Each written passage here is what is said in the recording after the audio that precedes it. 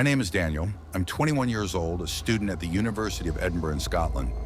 It's a place known not just for its history, but also for strange experiences and paranormal studies.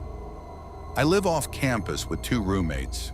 One is cool, laid back, and barely notices anything strange. The other is rarely around. What I'm about to share is something that happened to me over 4 nights. Every night at exactly 2 a.m., I saw my neighbor across the street, smiling, waving, waiting. At first, I thought it was harmless, but each night, the smile grew wider. The wave became stranger. And when I finally learned the truth, I realized I would never forget it. It was 2 a.m. I was at my desk, books open, coffee steaming. The room was quiet except for the ticking of the clock. I stretched, rubbed my eyes, and glanced out the window. Across the street in the opposite apartment, a man stood at his window, still, silent, smiling faintly, his hand raised in a slow, deliberate wave. I whispered to myself, "Weird." I waved back, uncertain. The man lowered his hand, but the smile remained. I tried to laugh it off, went back to my books. But every few minutes I looked again. He hadn't moved, still smiling, still watching. At 2:15, he finally stepped back into the shadows.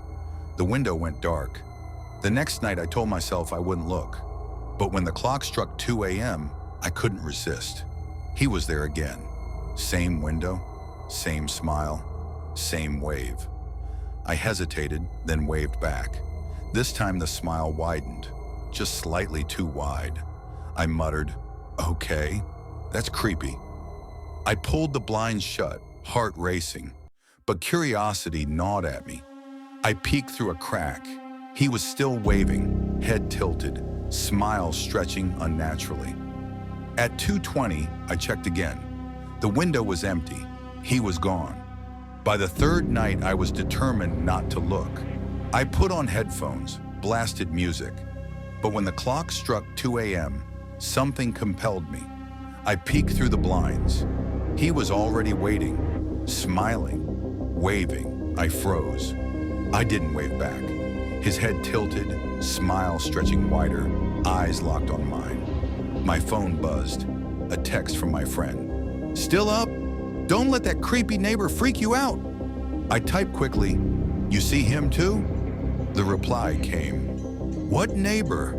That apartment's been empty since the guy died last month." My blood ran cold. I turned back to the window. He was still there, but now both hands were raised, waving frantically. I couldn't sleep. I sat trembling, staring at the blinds. At 2 a.m., the lights flickered. I pulled the blinds open. His face was pressed against the glass, smile stretched impossibly wide, eyes black voids, hands slapping the window in a frantic wave. I whispered, "You're not supposed to be here." Suddenly, the apartment went dark.